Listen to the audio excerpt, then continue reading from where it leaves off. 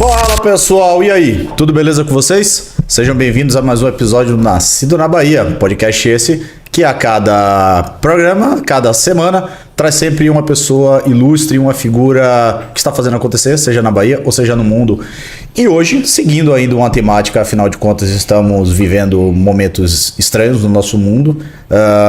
Afinal, ninguém imaginava que poderia existir uma guerra acontecendo ainda no mundo. Achávamos que estávamos totalmente civilizados ao ponto de não existir ou não chegar mais a esse ponto. E aí, segunda semana passada, que nós já abordamos esse tema, justamente com um fator histórico, um fator geopolítico, né, de explicação aqui. E aí ficou um intervalo e muita gente ficou perguntando da parte financeira. Mas e aí? A guerra ainda continua? A guerra ainda pode durar talvez até... Dizem que pode durar até o mês de junho, mês de julho.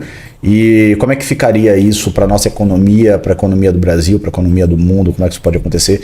Então, para falar sobre esse tema hoje, nós trouxemos três super feras aqui, né?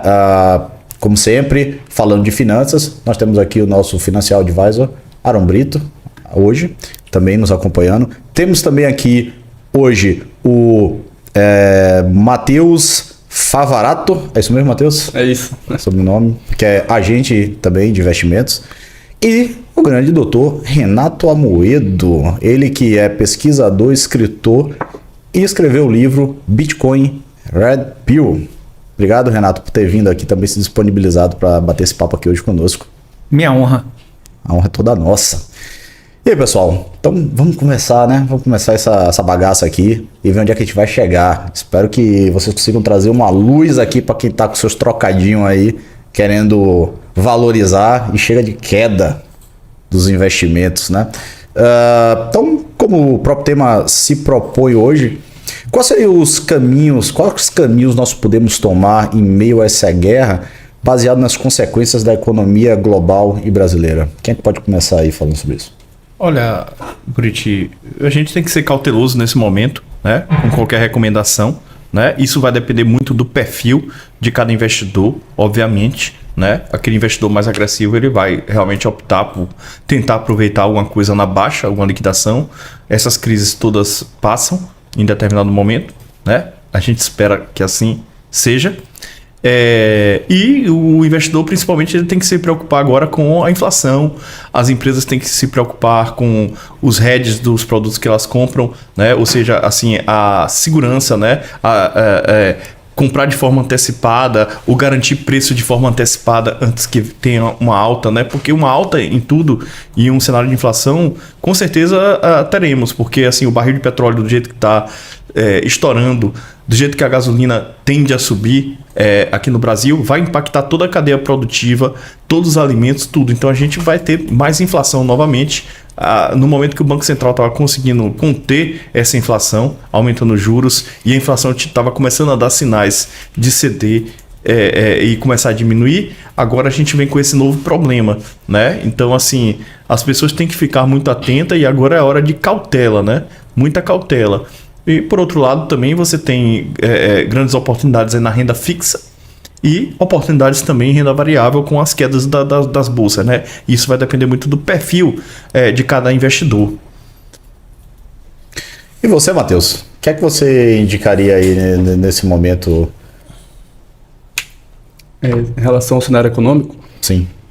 Lá no escritório nós temos uma política de investimento, né, que é muito baseada sempre na questão da adequação do perfil de risco do cliente, independente de qual seja ele, mas sempre buscando diversificar o risco, né, e quantificar a exposição. Então, nesse momento, o risco no mercado estrangeiro está muito maior do que aqui dentro. Então, assim, os clientes que estão bem alocados em renda fixa, que estão com alguma exposição lá fora, eles estão tendo um balanceamento nesse momento. Lembrando que ano passado, um dos investimentos que mais fizeram os olhos dos nossos clientes brilhar, né, Aaron, foi justamente investimentos internacionais. Só que a gente não tem como prever sempre, né, o futuro. Então, esse ano é o que está geralmente puxando a carteira dos clientes para baixo. Então, assim, quando o trabalho é bem feito e essa alocação de risco ela é bem medida, o cliente fica meio que blindado. Óbvio que não 100%, né, porque ele está exposto a algum tipo de risco, mas quando essa alocação é bem feita, A gente sempre espera, né, a tempestade passar, mantendo os fundamentos de investimento e, obviamente, sempre estando perto, né, do cliente para fazer ele entender o que está acontecendo, entender que o mundo não acabou. O mundo não acabou com a pandemia. O mundo não vai acabar com essa invasão da guerra na Rússia. E o trabalho continua. Uma coisa que está indo bem nesse período é Bitcoin, né? E ouro. Ouro passou ontem de 2 mil dólares a onça novamente, né? No livro é mencionado, o livro é de 2018, a primeira edição, a gente já mencionava Yuri Bezmenov e a maioria dos defectores, né? Dos experts russos de contra-inteligência, inclusive, que desde a década de 80 deixavam muito claro que o educacionismo, o gaysismo, todas essas tendências, ambientalismo, eram, de fato, patrocinadas pela Rússia para destruir o Ocidente. E nós estamos vendo agora que a Alemanha está tendo que pagar $1 bilhão por dia à Rússia de gás. E por que ela está tendo que pagar?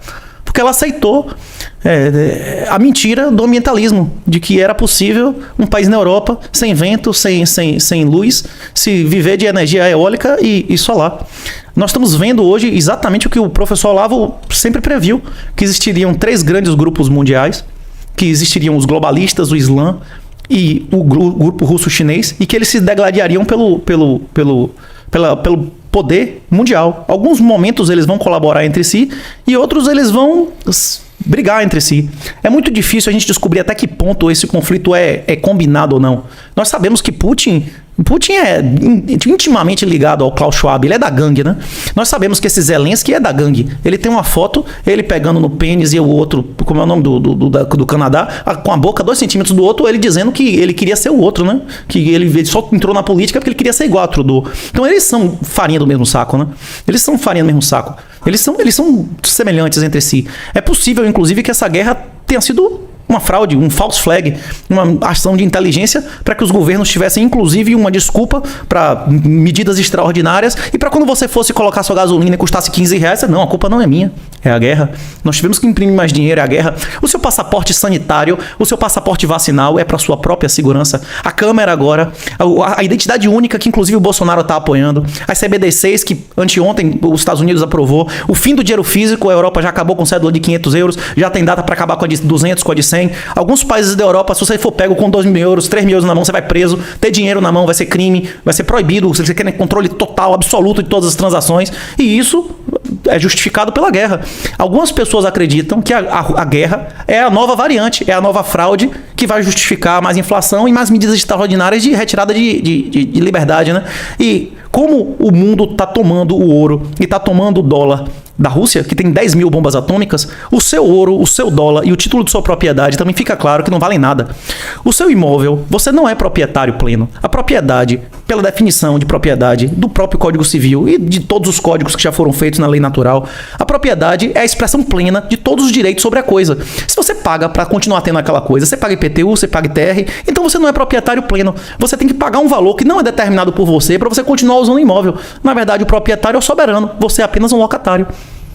Então, fica isso muito claro. A Rússia, as contas bancárias da Rússia foi expropriada sem previsão legal, ele não violou nenhuma lei contratual. Inclusive, é importante que se diga que a lei entre os países, ela é a lei libertária, ela é contratual. Não existe nenhuma lei impositiva entre os países. A lei entre os países é lei contratual. E nesse caso, houve uma violação contratual dos países que violaram a Rússia. E se a Rússia, que tem 10 mil bombas atômicas, mesmo que só 6 mil sejam ativas, não tem nenhuma garantia de que o depósito dela no banco continua valendo amanhã. Que tipo de garantia você vai ter? Você tem quantas bombas atômicas? A única propriedade absoluta no mundo atual é o Bitcoin. Se você tiver a senha dentro de sua cabeça, que não está em lugar nenhum, e você for boca dura mesmo, se aguentar furadeira no joelho, ser torturado, porrada, você pode... É a única propriedade que você pode levar para você pro caixão, se você quiser. Inclusive, ela é tão sua que é a única propriedade que nem te matando não é possível te roubar. E você pode dar a quem você quiser, você pode ficar preso 10 anos, você memorizando a senha, você sai de lá, em qualquer caixa eletrônica ou qualquer computador que você acesse, você consegue acessar a sua riqueza plenamente. O Renato, você me permite? Só fazer uma citação, Buriti. Renato comentou sobre a questão dos 3 blocos de poder. Eu queria aproveitar e fazer uma citação. Morreu recentemente o professor Olavo de Carvalho, e provavelmente a maior obra dele chama-se O Jardim das Aflições, um livro fantástico, eu indico a todos nós que estão aqui assistindo. E nesse livro, o professor fez toda uma escala desde partindo de Epicuro, chegando até os dias de hoje, e nessa trajetória intelectual, onde ele foi interpretando grandes gênios da humanidade, de ciência política, filosofia, literatura, psicologia, ele chegou, né, a reforçar, inclusive, um pensador mais recente, que é o Bertrand de Jouvenel, aquele clássico, né, O Poder, onde ele mostra que, atualmente, existem, de fato, 3 grandes blocos de poder no mundo, né, 3 grandes projetos, e esses 3 blocos seriam o bloco ocidental, o bloco russo-chinês, que tem uma derivação do totalitarismo comunista, e o terceiro bloco é o bloco islâmico, né? E algo muito relevante que o professor Olavo colocou, que dentro desses 3 grandes blocos de poder, tem uma característica em comum que o Bertrand de Jouvenel descreve, né? Que sempre o poder coercitivo estatal tende a crescer, tende a se acumular, né? O professor Olavo fala sempre, né, que nunca um rei da Idade Média, por exemplo, Aron, teria o poder que um Stalin chegou a ter. A Semineto. A Semineto impede você de entrar, e a Semineto impede você de entrar no elevador do seu prédio sem máscara. A Semineto tem mais poder sobre a sua vida do que um rei medieval. A Semineto não, agora é Bruno, né? Bruno, né? É o espantalho qualquer que botou lá, né? Sim. Que nem a mulher do cara não obedece o cara, negócio de vacinação, não vacinou nem as filhas, né? Sim. Sim. Continuando aqui. Só para fechar essa citação. Então é um livro que já nasceu clássico, é um livro muito profundo. A lista bibliográfica, né? Os livros que o professor cita, os autores, só pela lista bibliográfica já vale a leitura, era um livro fantástico. Então, assim, pra gente entender o momento que o mundo tá vivendo hoje. Com certeza. Essa isso leitura também. básico. Tem a trilogia do Olavo. Essa afirmação de que esse é o livro mais importante é meio controversa, mas eu tô com ele. Inclusive, Palavras do próprio Olavo. Pronto. Não, mas tem alunos que dizem que não é, são outros da trilogia. Eu concordo. E, inclusive, na economia, existe uma confirmação com dados na econometria, que chama Lei de Wagner. Se vocês pesquisarem, vocês vão ver que na economia, tudo que o professor Olavo previu, ela é comprovada com dados também, embora ele não utilize lá, ele utiliza a sua argumentação. Hoje aconteceu uma coisa interessante em relação ao Bitcoin, que o primeiro presidente de país foi eleito através e devido ao Bitcoin. Na Coreia do Sul. A última eleição na Coreia do Sul teve fraudes eleitorais em urna eletrônica pior do que aqui. Inclusive com intervenção de China, quem denunciava morria, era preso. Um negócio 3 vezes pior do que o STF aqui. E começou a ter uma competição, porque a penetração do Bitcoin na Coreia do Sul é gigantesca. É uma sociedade que não existe cartão de crédito. Você não consegue usar cartão de crédito lá. Essa nova geração nunca teve cartão de crédito. Eles é tudo no aplicativo do celular. Eles são outra geração de penetração tecnológica. E os candidatos começaram a competir de quem prometia uma maior isenção. O cara que ganhou agora prometeu aumentar em 22 vezes a isenção para 40 e tantos mil dólares para você poder realizar sem pagar nenhum imposto, liberar geral ICO e tal. E esse foi do partido de direita, que foi roubado da outra vez. O cara ganhou agora com a diferença, como é que o americano chama? Over a cunt hair, né? Isso, cara, um triz, né? Isso por apenas um fio de cabelo. Um fio de cabelo, né? Isso, o cara ganhou a eleição por um fio de cabelo, porque ele se submeteu se abaixando mais baixo aos bitcoiners do que o outro que tinha prometido só 10 vezes aumento de isenção. E tem uma outra notícia relevante em relação a produto de investimento, que está para sair agora um título soberano do governo de El Salvador. O governo de El Salvador vai lançar agora, eles prometem entre dia 15 e 20 sair a oferta pública, um título de governo que você não precisa se preocupar com a questão técnica, com a custódia do Bitcoin, e que você não tem downside. Se o Bitcoin cair, ele te paga por ano 6,5% ao ano em dólar líquido, limpo. Inclusive, se você quiser desassociar com o seu nome, você bota uma walletzinha da Liquid e vai cair em stable dólar no seu celular, não passa nem banco. E se o Bitcoin subir, ele lhe garante metade da valorização do Bitcoin. Se o Bitcoin triplicar, você dobra o dinheiro em dólar. Se o Bitcoin cair, você recebe 6,5 em dólar durante 10 anos. Inclusive, esse título, se você comprar mais de 100 mil dólares, você recebe automaticamente a visto de residência do país. Então, se der um colapso societal aqui, você já tem um plano B. Tem muita gente, inclusive, vai adquirir esse título para onde fugir. Hoje em dia, muitos bitcoiners estão indo para Portugal, tem vários países que estão abrindo as pernas, né? Agora, tipo assim, esse aí chegou a um ponto de botar o Bitcoin como moeda oficial do país. Hoje, Bitcoin é moeda de oficial de país do El Salvador. E a expectativa da comunidade é que quando sair esse título, muitos outros países sigam esse caminho e chegam para a FMI, cheguem para o SWIFT, cheguem para o sistema monetário, bancário internacional e dê o fuck off. E diga, eu não preciso mais de você, eu consigo dinheiro muito mais barato apenas renunciando a parte de meu poder. Eu vou dar cidadania, eu vou dar isenções fiscais, só que aí que tá. Você, eu não sei se essa expressão é grosseira para dizer aqui, né? Depois da cabecinha não tem mais jeito. A cobra não tem ombro, não é isso? Cobra não tem ombro, entrou a cabecinha, já foi, meu irmão. O cara começar a ceder poder por dinheiro, a gente vai querer títulos nobiliárquicos, imunidade criminal, e vai ter uma hora que o cara vai ter que vender terra soberana, e na hora que você for o rei da sua casa, você vai ter que ser tratado como Estado, porque você é um ente soberano, e aí o libertarianismo acontece. Aí o mundo vai viver através de leis privadas. Eu acredito que quem tiver bitcoins inteiros dentro de 5, 10 anos vai ter coleção de passaporte, e dentro de 20, 30 anos vai ser soberano. E quem não tiver nesse movimento, quem ignorar o Bitcoin nos próximos anos, vai acontecer o que o Isaac Asimov previa no Digital Divide. O Isaac Asimov é um gênio, né? O cara que inclusive concebeu várias coisas que existe hoje. Ele concluía, ele não sabia qual era a tecnologia, mas que havia uma tecnologia que quem não adotasse imediatamente na geração seguinte ia ser miserável indefinidamente. Eu acredito que o Bitcoin é isso. Que as pessoas que adotarem nessa geração, os filhos e netos delas vão ser a alta nobreza do mundo. E não é uma oportunidade de uma geração, é a oportunidade da história da humanidade. A questão é que o cara tem que estudar isso. Tem que estudar. Você não tem como entrar em ser early adopter de mercado nenhum sem entender do que isso está se tratando, né? Então, já que você está falando, já que você tocou eu entrei no tema do Bitcoin e deixei a tua fala, tem uma pergunta aqui da Amanda Veloso. Além do Bitcoin, quais outras criptomoedas possuem viabilidade hoje? Porque tem várias, né?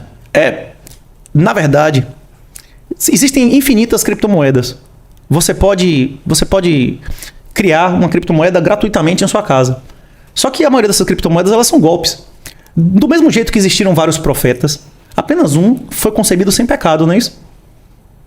Tiveram vários profetas, mas apenas o Bitcoin foi concebido sem pecado. Para um sistema ter as motivações corretas, é necessário que não tenha dono. Toda corrupção, em todas as instituições, ela vem da dissociação de capital e controle. Quando alguém controla uma coisa que não é dela, ele vai escalifar, não é isso? O governo é o ápice da corrupção, porque o cara, além de não ser dono, ele sabe que não está em controle daqui a 4 anos. Então ele tem que escalifar rápido, não é isso? Uma empresa que o cara rouba o minoritário, ele pode roubar o minoritário devagarzinho, que ele vai levar 20, 30 anos roubando o minoritário, não é isso? Inclusive, minha tese de mestrado, de doutorado e tal, do programa que eu fiz na Europa, foi demonstrar, com números, como mercados imobiliários com países como o Brasil não são sustentáveis, né? Porque o Brasil é um país que tem dinheiro subsidiado. Se existe dinheiro subsidiado e as pessoas que têm sucesso são aquelas que têm acesso ao governo, como é que alguém abre capital? É porque ele não tem acesso ao governo ou porque aquilo rende menos do que o subsidiado, que já é menos do que o juro do mercado. Ou o cara vai se aproveitar da ilegalidade do país, da impunidade, para roubar o minoritário. Em ambos os casos, a única motivação em tese de alguém abrir capital é se aproveitar da golpe no otário que vai ser o investidor minoritário, né? O mercado é o ambiente de paciente tirar dinheiro do apressado, o insider tirar dinheiro do outsider, né? E o profissional tira dinheiro do amador, né? Mas voltando à sua pergunta da Amanda. Amanda, o Bitcoin é tão único quanto Jesus Cristo de Nazaré. O Bitcoin é a coisa mais conservadora que existiu nesse mundo desde Jesus. E ele vai trazer de volta os valores que foram perdidos. Hoje em dia, a maioria das pessoas não poupam porque não vale a pena poupar. A inflação não é o aumento da gasolina, ou a inflação é o aumento da base monetária. Se você achar que inflação é aumento de preços, você está renunciando por década a 20, 30% de sua riqueza, que é a senhoriagem, que é a remuneração do governo pelo monopólio da emissão da moeda. Quantos ternos, quantos sapatos seu bisavô tinha? Ninguém tinha 10 sapatos há 100 anos atrás. Ninguém. O cara não tinha 10 sapatos na vida. O avanço tecnológico...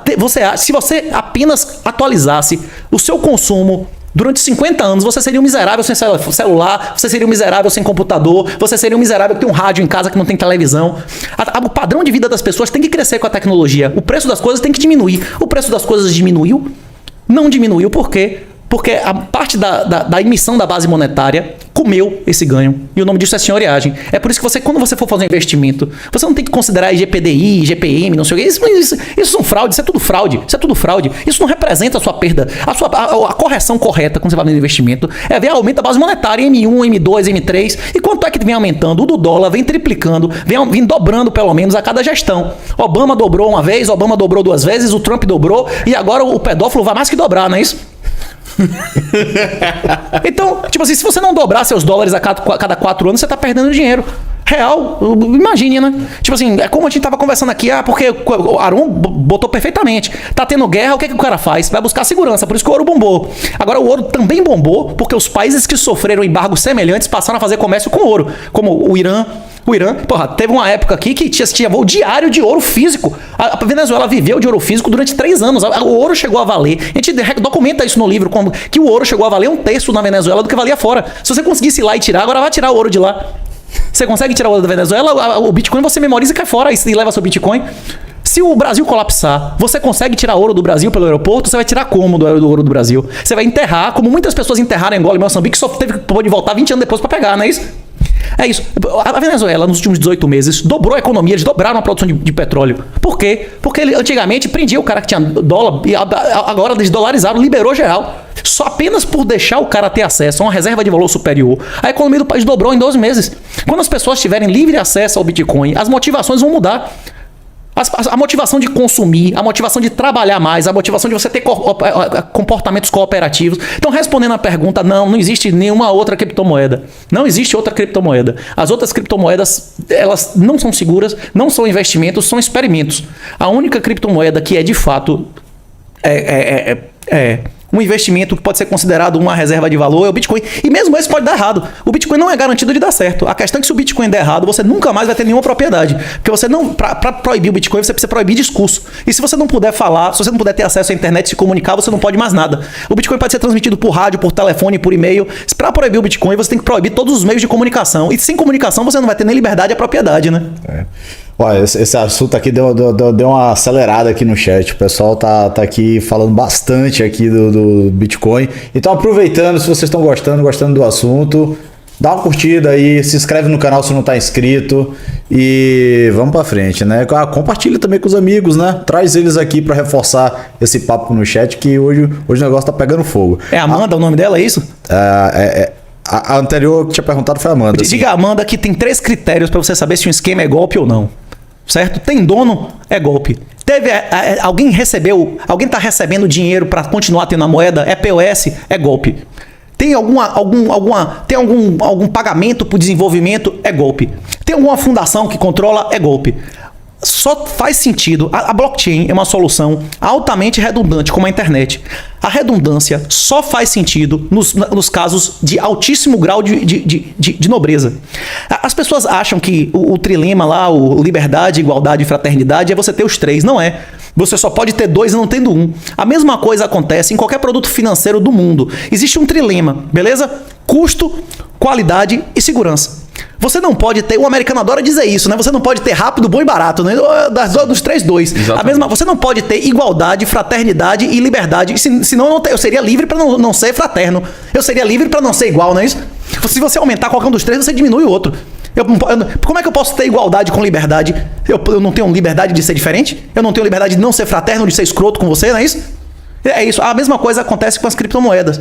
Qualquer criptomoeda que não considere a segurança como seu principal atributo, ela não faz sentido. Porque um sistema centralizado faria isso melhor do que uma criptomoeda. Foi o que a Luísa Caroline botou aqui, né? As outras possuem donos.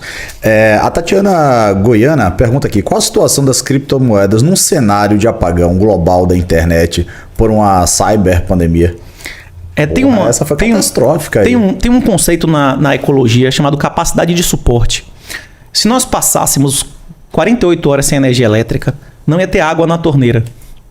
Se a gente passasse 72 horas sem energia elétrica, já ia começar a acumular corpos e a gente não ia poder nem consumir a água do poço, nem do rio.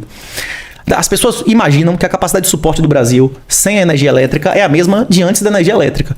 Em 1800 tinham menos de 3 milhões de pessoas no Brasil. Se a gente passar um mês sem energia elétrica, a nossa última preocupação vai ser o Bitcoin.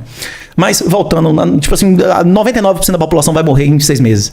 Se a gente ficar sem energia elétrica um mês, vai morrer todo mundo, não é isso? As pessoas que não vão morrer são pessoas muito de rocha e normalmente as pessoas que vão sobreviver já são pessoas que já estão acostumadas a passar fome, a matar. Mendigo e roceiro numa situação dessa tem uma vantagem absurda, não é isso? O cara que está acostumado a ficar 15 dias sem comer, aí tá de boa, né?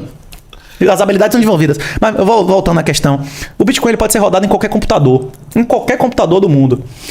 Para a rede parar de funcionar, realmente a internet teria que parar de funcionar em todos os países. Só que tudo pararia de funcionar. Renato, todo o sistema bancário. Como é que você vê essa questão do Putin dizer que vai bloquear a internet na Rússia? Já bloqueou. Ele bloqueou o acesso aos sites que não tem no final RU, não é isso? E o povo russo que tem Bitcoin, que está lá com sua riqueza em Bitcoin, o que é que eles podem fazer nesse momento? Porque é o seguinte, respondendo a questão, se a internet saísse do ar, o Bitcoin sairia do ar e quando a internet voltasse, ele voltava a entrar no ar. Só que nesse meio tempo, você pode fazer transações por qualquer outro meio de comunicação. Você pode mandar por carta, por rádio, por qualquer outro meio de comunicação, por telefone. Mas é perigoso. De boca. Você vai ser interceptado. Não, mas Rádio, a transação... telefone. Por exemplo, você tem um endereço. Eu tenho um endereço. Posso fazer uma transação de que eu te dou 3 bitcoins do meu endereço pro seu endereço e assinar isso. E essa mensagem, alguém pegar, não interfere. Ele não tem como me roubar esse dinheiro. Porque eu não tenho a senha do meu dinheiro. Isso é uma derivada da senha do meu dinheiro. Eu posso transmitir por rádio, por qualquer outro meio de comunicação, inclusive jogar na rede. A internet está fora do ar, eu jogo a transação lá e vou esperar a rede voltar. A resposta à sua pergunta já tem na China. A China tem um firewall. Inclusive, a China teve um firewall durante vários anos, proibia Bitcoin e a maior parte da mineração do mundo era lá. Sim. O que os caras faziam? Eles utilizavam VPN, né? E outros meios de comunicação. Hoje em dia tem, inclusive, dispositivo físico para você colocar Bitcoin e transacionar sem utilizar a internet, né? E hoje em dia tem a questão da Starlink na Rússia em alguns certos pontos que ele não vai conseguir bloquear isso. Não é isso mesmo? Não, e o cara da Amazon já está prometendo. Aqui no Brasil já existem satélites. Na roça tem Hughes, né? Que seria o equivalente, só que como ele é mais afastado, o delay é maior, né? Porque a latência é maior. A internet, hoje em dia, qualquer município da Bahia, do interior, você consegue comprar internet de satélite da Hughes. A questão é que eles estão fazendo uma constelação de órbita baixa e o cara da Amazon lá, como é o nome do corno lá? O Bezos. Como é que chama? Ele já falou que vai colocar uma constelação 3 vezes maior, não é isso? E vários caras vão botar constelações. É isso. Vou começar a se bater tudo lá em cima desse jeito. Kessler Síndrome, que chama isso. Tem uma previsão de um cara chamado Kessler, que é um cientista, de que nossa exploração espacial podia ser atrasada há 200, 300 anos se tivesse uma quantidade grande de satélites lá e alguém começar a fazer brincadeira como a China fez recentemente de destruir coisa e os detritos podiam começar a destruir os outros e por cadeia ficar com uma quantidade tão grande de lixo espacial que a gente pudesse ficar 200, 300 anos sem mandar nada para o espaço. Isso é uma possibilidade. Isso já foi previsto há mais de 50 anos. Isso é possível. Perfeito. Bom, tem uma pergunta aqui do Vitor Brito. E aí a gente vai... A pergunta dele vai puxando o tema inicial da nossa conversa. Gostaria de saber dos participantes como eles acham que essa guerra vai acabar. Isso é completamente imprevisível. Pode acabar com guerra nuclear. Pode acabar com o Putin aceitando um acordo. Mas eu acho assim que, de qualquer jeito, acaba sempre a Rússia perdendo, né? Ou o mundo perdendo junto. Porque eu acho que não tem como a Rússia ganhar essa guerra. Ela pode ganhar todas as batalhas em campo. Como os Estados Unidos ganhou todas as batalhas no Vietnã. Como a União Soviética ganhou todas as batalhas no Afeganistão. Né? Mas como os Estados Unidos também ganhou todas as batalhas no Afeganistão. Mas ganhar a guerra, ela não tem como ganhar. Mas o problema é quanto o mundo vai perder com isso, né? O problema é esse, que a Rússia já está condenada.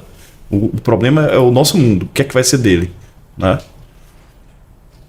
O que é que você acha, Renato? A gente tem que fazer uma comparação de peras com peras e de maçãs com maçãs, né? A gente não pode comparar a invasão da Ucrânia com a invasão da Chechênia, né? São coisas totalmente diferentes. A Ucrânia é um quadrado de 1.400 por 1.400. A Ucrânia é maior do que Rio e São Paulo juntos. A Ucrânia é maior que Minas, a Ucrânia é maior que a Bahia. Só que a Bahia tem 15 milhões de habitantes, eles têm 42. Na verdade, 39, porque já vazaram uns 3 ou 4 milhões de pessoas. Inclusive, tem vários países. Portugal, salvo engano, a segunda maior colônia de ucraniano. A população morando fora do país é enorme. A Ucrânia é um país com PIB per capita metade do Brasil. É um país miserável. É um país altamente corrupto. Tem 5 famílias que são donas de 80% do país. Que, inclusive, colocaram esse cara lá. E todos os políticos, eles são os donos do país. Não existem... Nesse filme não tem mocinho, só tem bandido. Tudo vagabundo, tudo vagabundo. Aquele nó da Snake Island. Não, os caras resistiram até a morte. No dia seguinte a Rússia mostrou os 12 caras, não tinha nenhum arranhão, ninguém morreu. Foi tudo mentira, o áudio era mentira. Todos esses tanques que vocês estão vendo na televisão, o russo destrói o tanque ucraniano, ele vai lá e pinta um Z e tira uma foto. Destruímos mais 50 tanques russos. É tudo mentira. Tudo mentira. E a gente não pode ver o que a Rússia está dizendo, porque não tem Sputniks aqui, não tem RT, eles silenciaram todo mundo, não é isso? Silenciaram todo mundo. O primeiro avião russo abatido foi sábado. A Rússia tinha um domínio aéreo completo, mais de uma semana. A marinha deles durou 38 minutos. O último navio que sobrou, eles mesmo destruíram para a Rússia, porque sabiam que ia perder uma dessa. A marinha deles, a aeronáutica deles durou acho que 27 minutos. Os aviões que existem ainda, porque fugiu para outro país. Foi um domínio assim, a Rússia botou para lascar. Tipo, foi uma demonstração, uma demonstração de força linda. Agora, vamos fazer uma comparação com um país com a mesma população e área, o Iraque. A Segunda Guerra do Iraque, os Estados Unidos inventou um negócio que inclusive a ONU disse que era crime, que era proibido, não sei o que lá, e a ONU mesmo fez, que é zona de exclusão aérea. A zona de exclusão aérea é o seguinte: eu tô dizendo que quem vier aqui eu vou madeirar, mesmo que não seja militar. Eu vou madeirar. E eles meteram bronca em que subisse um pampipa ali, eles atiravam. Eles fizeram isso no Iraque, madeira durante 6 meses. Não tinha nada, você não podia sair de avião do país. Depois que não tinha nada no país, o americano demorou quantos dias para tomar Bagdá? 21 dias. Certo? Vamos esperar 21 dias. Vamos esperar 21 dias. A vantagem Chegamos na segunda... em 15 dias hoje. A vantagem tecnológica e material dos Estados Unidos sobre o Iraque era 100 vezes maior do que a vantagem da Rússia sobre a Ucrânia. Eles têm os mesmos tanques, os mesmos aviões. É lógico que existe uma diferença de escala de número, mas a diferença de escala de número dos Estados Unidos também é absurda em relação a... Os Estados Unidos têm 2 strike groups que tem mais bomba atômica do que a maioria dos países, do que vários países, do que a Coreia do Norte. O strike group aí que tem mais bomba atômica do que a Coreia do Norte. Os Estados Unidos têm mais bomba atômica em submarino do que a China de todos. Não tem como comparar, né? Em relação assim à economia da Ucrânia, o que tem de mais relevante lá? Tem alguma coisa realmente econômica de interesse na Rússia ou é algo meramente militar estratégico? A Ucrânia é para a Europa o que o Egito era para Roma. Roma, se o Egito não mandasse comida, eles passariam fome e entrariam em colapso. A Ucrânia é e sempre foi o celeiro da Europa. A Ucrânia e a Rússia exportam 33% a 35% de toda a cevada e trigo do mundo. Aí eu lhe pergunto, eles dizem, nós vamos boicotar, a gente vai arregaçar, não sei o que, vai fazer acontecer. Esses países que precisam importar comida, eles vão pagar o dobro ou 50% mais para comprar o trigo de outra pessoa que não seja a Rússia e a Ucrânia? Eu não tô falando de... A Europa paga, a Europa pode triplicar o valor eles têm condição de pagar. Agora eu tô falando de país merda, meu irmão, de Filipinas, de Indonésia, de merda, de país miserável, de país pobre, de país que se aumentar a comida 20%, eles cortam a cabeça dos políticos, né? Eles começam a ter... Como é o negócio? Primavera Árabe. Primavera Árabe aconteceu em decorrência de quebra de safra. Exatamente. A Revolução Francesa foi uma consequência direta do vulcão. O vulcão diminuiu a incidência de sol na Europa há 7 anos. Foram 7 anos de produzindo cada vez menos comida, as pessoas passando fome e o pessoal passando fome. Rapaz, se você não tem filho, você morre de fome de boa. Agora, se você tem filho, meu irmão, e o guri chora de fome e você vira um bicho, você faz qualquer coisa. Você faz qualquer coisa, mas você vai botar comida dentro de casa. E é isso que os caras fizeram na Revolução Francesa. Mataram freira, mataram o que queria, mas eles queriam solução. Eu duvido que a maior parte do mundo, não é, 80% da população mundial vive sob países miseráveis. A maior parte da população mundial não vive sob democracia. Os 35 países que foram neutros e os 7 que ficaram do lado da Rússia não é apenas a maior parte da população da humanidade, como é a maior parte do PIB da humanidade. A Índia já falou que não vai boicotar, a China já falou que não vai boicotar, o Japão já deixou claro, você me dá essa ilhazinha aqui, a Sakhalina, que a gente entre em acordo, não é isso? Já ficou muito claro que esse boicote não vai dar certo, e se desse, seria menos pior para a Rússia do que seria pro resto do mundo. Com certeza. Eu assim, fico assim só um pouco assim, Renato, com algumas coisas que você falou, porque assim, a questão do poderio militar ucraniano não é atualizado, né? E o poderio russo é bem atualizado, né? Então você tem um Su-27, um Su-27 lá de um avião da década de 80 na Ucrânia, enquanto ele tem um Su-35 agora de 2010, né? Então bem mais atual, que não tem como a Ucrânia fazer frente a isso, né? Então eu acho que assim, apesar de ser parecido, não é igual, é bem diferente. E a gente também tem que tomar um pouco de cuidado, porque o Vladimir Putin, ele é um mestre da propaganda, né? Ele é um espião, cara. Ele é um mestre da propaganda. Então, assim, vender desinformação e contar mentira é com ele mesmo. Se você retroagir um pouco essa história aí de guerra de Rússia e Ucrânia, há mais de 4 anos já se falava que a Rússia iria invadir a Ucrânia, né? Nas vésperas disso, ele declarou, disse assim, parem de falar essa besteira, não vamos invadir ninguém. Então, tudo que esses caras falam é mentira. Então, eles invadiram primeiro dizendo que iam tirar nazistas do poder, fascistas, né? Como toda esquerda gosta sempre de acusar o outro do que ela é, né?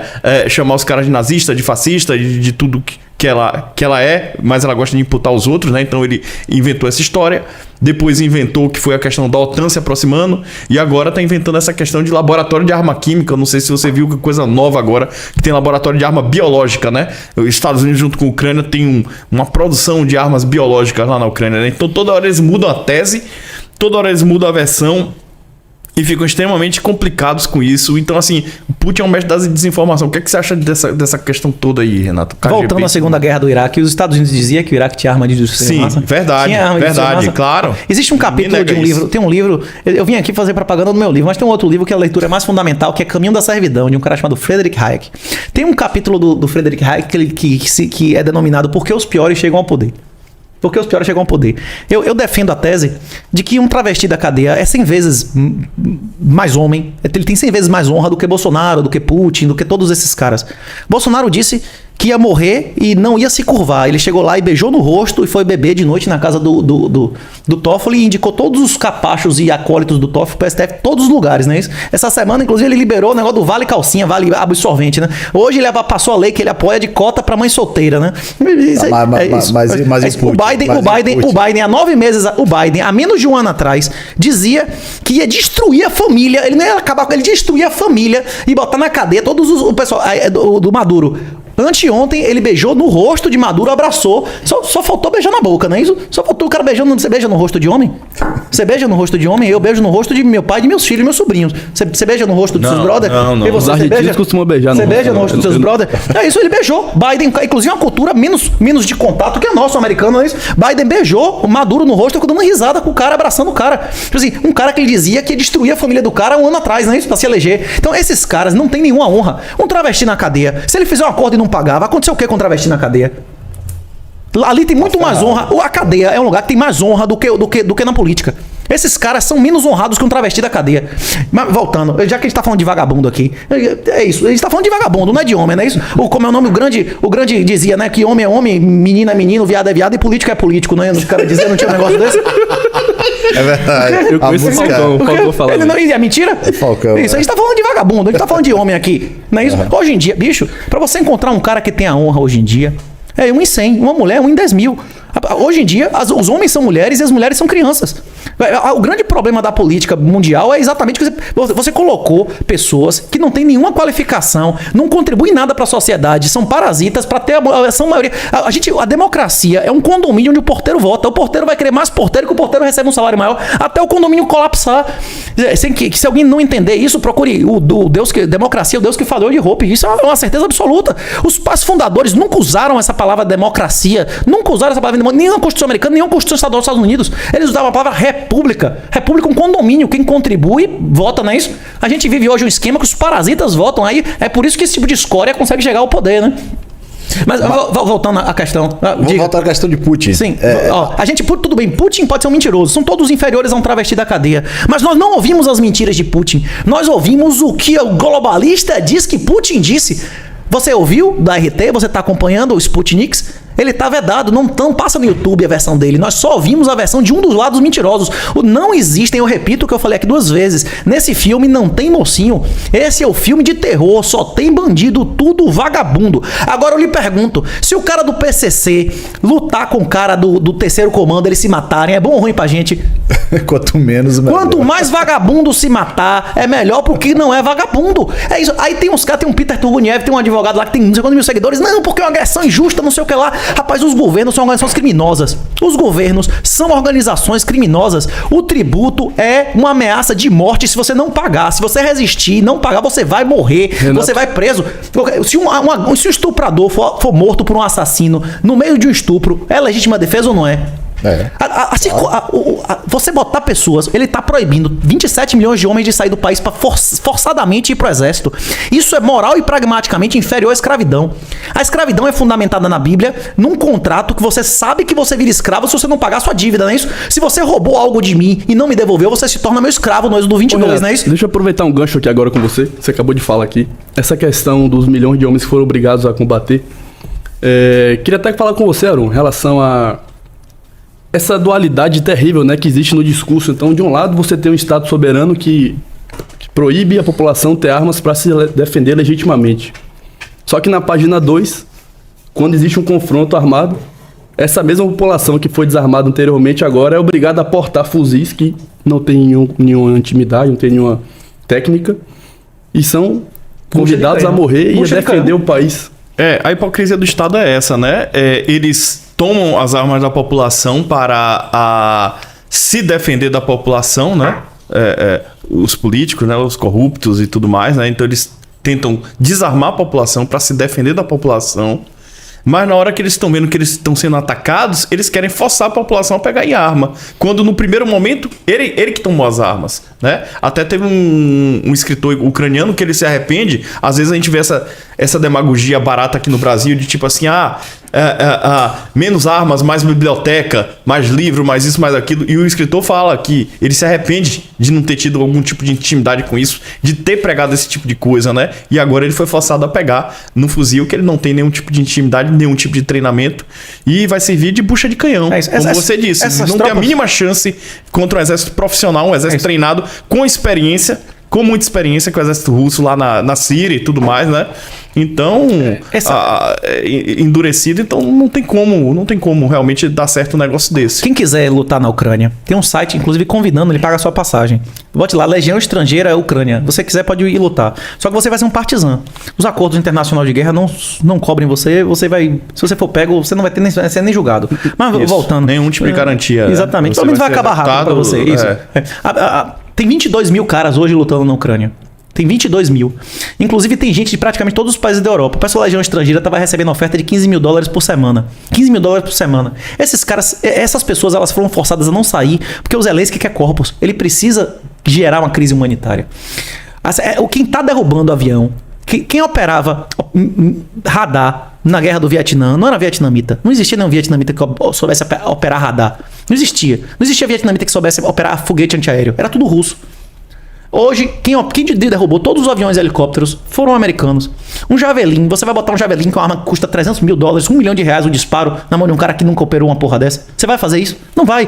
Você tem que mandar um profissional para operar uma arma dessa. Hoje, 90% das perdas russas estão sendo na mão de mercenários com equipamento bancado pelos Estados Unidos. Os Estados Unidos querem fazer na Ucrânia a mesma coisa que os Estados Unidos fez no Afeganistão. Assistam Rambo 3, que vocês vão ver lá o Mujahideen. A União Soviética, no seu ápice, perdeu para Osama Bin Laden. Como recebia armas infinitas da China, da União Soviética, e a chamada da Guerra Santa atraía gente infinita para lutar lá, os muçulmanos do mundo inteiro. É isso que eles querem fazer. Eles fazem contra-propaganda para dizer que o Zelensky é um grande líder e tal, não um globalista homossexual.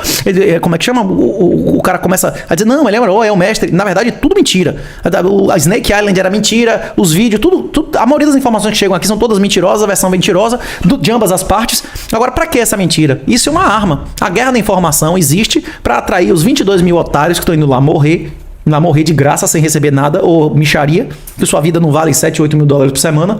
E dos países receber pressão política dos seus constituintes para mandar arma, né? Sim. Agora, voltando à questão, eu acredito que dentro de 20 dias a Rússia vai chegar aos objetivos estratégicos dela, que é pelo menos chegar até o rio que divide o país à metade, e vai ocupar a metade e simplesmente ignorar a outra metade. Eles vão ter que... Se você já leu o Sun Tzu, você sabe que se você encurralar o cara e não der saída, ele vale por 3, não é isso? Eles vão dar saída. Tem vários países que fazem fronteira com a Ucrânia, que são da União Europeia e estão recebendo essas pessoas. A União Europeia está investindo muito dinheiro em campo de refugiado, está tudo pronto lá, tem um hospital, tem tudo. O que eles vão fazer é decapitar o país. Acho que dentro de 20, 25 dias eles vão decapitar o país mesmo e parar de avançar, porque é uma guerra de atrito. A guerra que está se fazendo contra a Rússia não é uma guerra de ganhar território. Não é uma primeira guerra mundial. É uma guerra de causar dor, de causar morte, de causar prejuízo até o cara desistir. O russo é imune a isso. A história da Rússia mostra isso. Tem menos gente hoje na Rússia do que há 100 anos. E tem 7 vezes mais gente no Brasil. Ô Renato, me permite aqui fazer um parênteses no que você está falando. Eu queria fazer uma citação também histórica, né? Que não sei se a pronúncia está correta. Holodomor. É uma expressão... Foi uma campanha de extermínio. Inclusive tem muito russo lá. E o cara que foi derrubado lá chegou a ser... O governo tinha partido russo lá recentemente, porque eles fizeram limpeza étnica lá durante o Stalin, né? Só para falar um pouco mais com a nossa audiência, essa palavra, todo mundo pode fazer uma pesquisa rápida, significa uma expressão, né? Matar pela fome ou matar pela inanição. Então, assim, no século passado, 1931, 1933, o Stalin, né? Então, comandante da União Soviética, tinha poder, tinha caneta para isso. Ele conseguiu matar milhões de pessoas de fome na Ucrânia. Então, assim, as pessoas que estão hoje lá combatendo de forma totalmente desproporcional, né, questão militar, os russos, provavelmente são netos dos sobreviventes desse Holodomor. Então, existe um fator recente de um atrito, de uma indiferença gigantesca entre o povo ucraniano e tudo que representa a Rússia, né? E o Vladimir Putin, ele tenta o tempo inteiro emplacar a tese, né, de que existem russos que estão sofrendo na Ucrânia, né? Outro fator histórico também relevante para ser citado aqui, a gente está em outro tema, Aron, já com você. tem a ver com a questão de migração populacional, né? Então, assim, a União Soviética, ela tinha um sistema piramidal de poder, onde o Stalin, como se fosse um faraó, um deus na Terra, ele tinha poder para mudar de pessoas, populações inteiras. Então, ele podia chegar aqui e dar um comando e retirar aqui famílias, uma colônia aqui de Moscou e colocar lá em Kiev, por exemplo.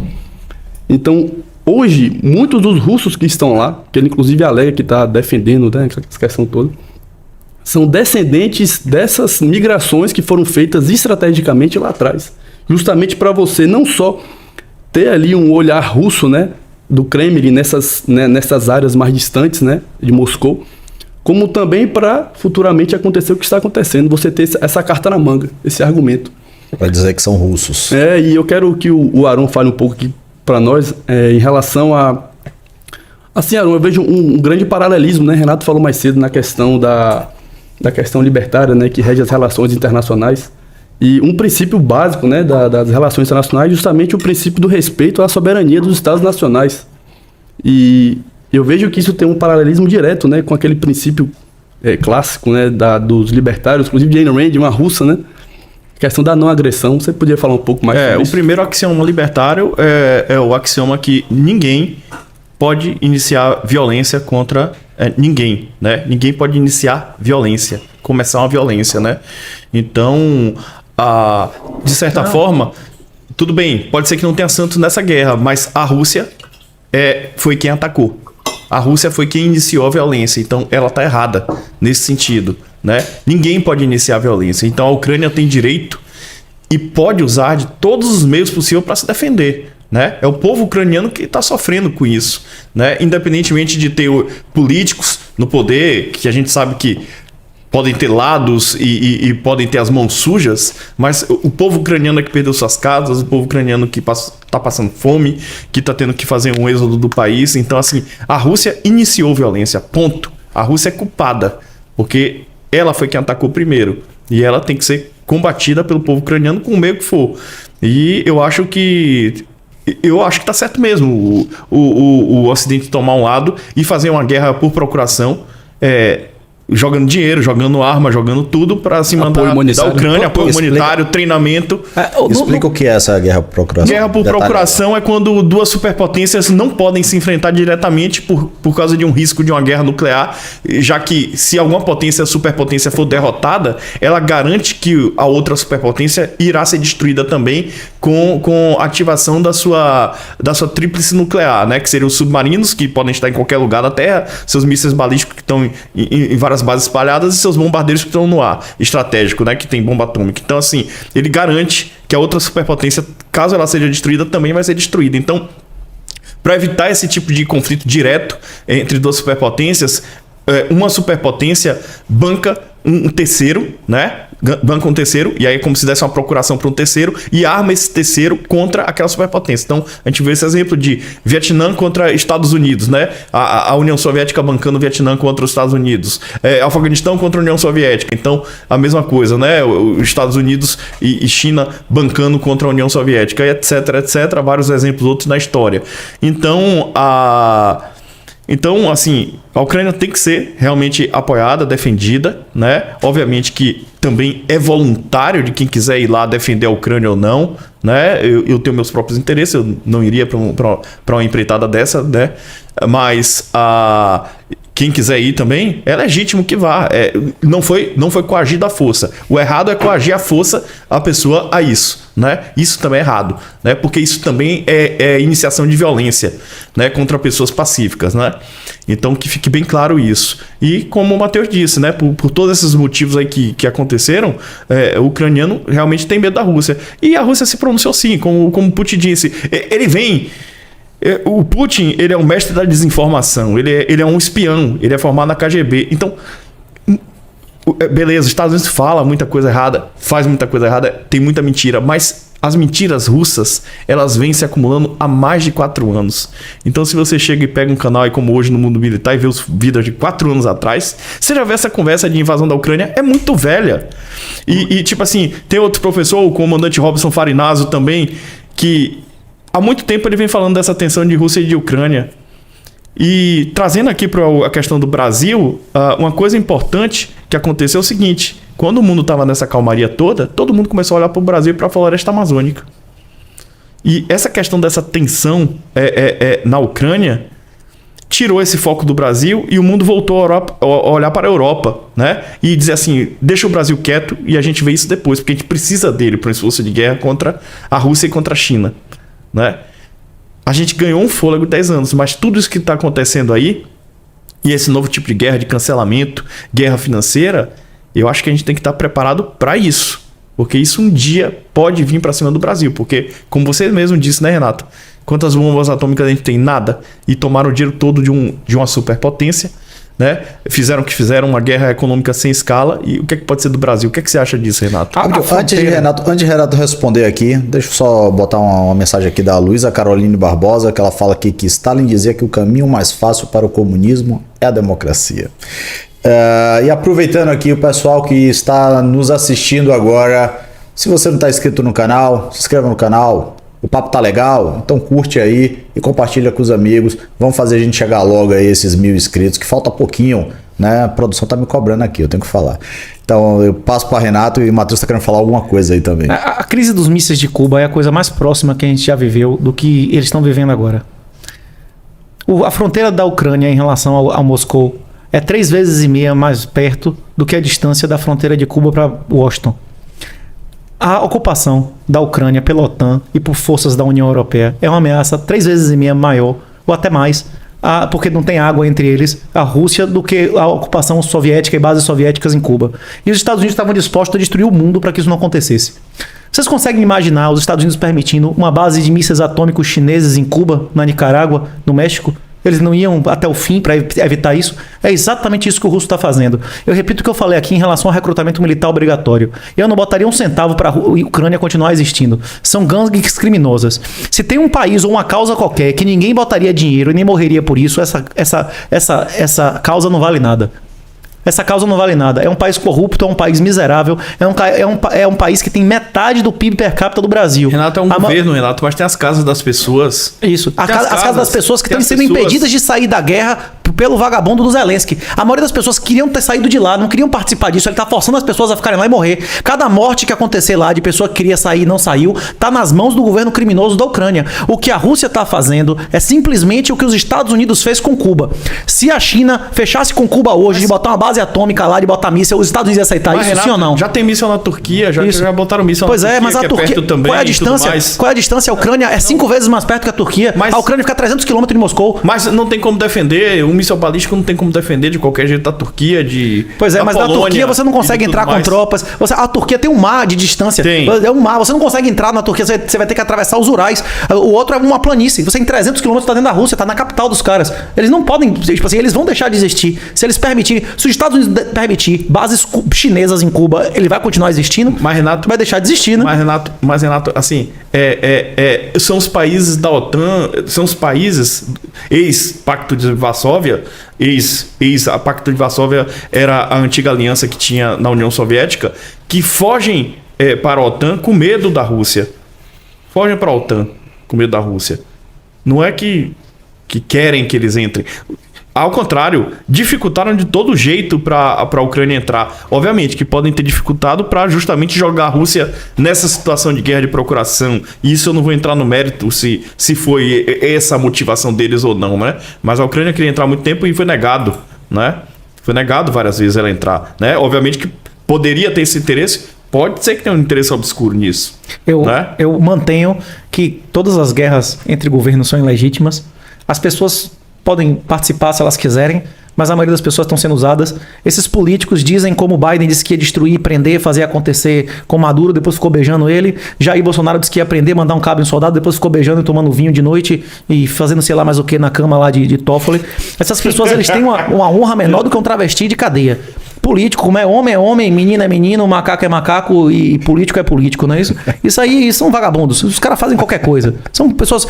Leia Hayek é o caminho da servidão. Tipo assim, qualquer coisa que sai da boca desse cara vale menos do que nada. Então, tipo assim, eu não acredito que a vida de ninguém vale uma guerra. Zelensky é um assassino. Qualquer um que impeça pessoas a sair do país é um assassino, um país em guerra. Pessoas vão morrer por causa desse governo. A Rússia Tem mentiras, eles estão fazendo também. Existe uma guerra. Uma das camadas da guerra é inteligência contra inteligência. Você vender a sua versão e você desmoralizar o adversário. Quem está ganhando aqui essa guerra é exatamente os Estados Unidos, os globalistas. Mas quem está na China, quem está na Índia, não está comendo essa pilha, não. O cara na Índia, os governantes disseram: não temos nada a ver com isso, a gente não vai deixar de fazer comércio com ninguém. O indiano não vai pagar 1% mais na comida dele por causa dessa guerra. Não temos nada a ver com isso, não é isso? Isso não é problema nosso. E é exatamente isso que os países independentes, que não tem nada a ver com isso, vão dizer: olha, meu irmão, não é problema meu.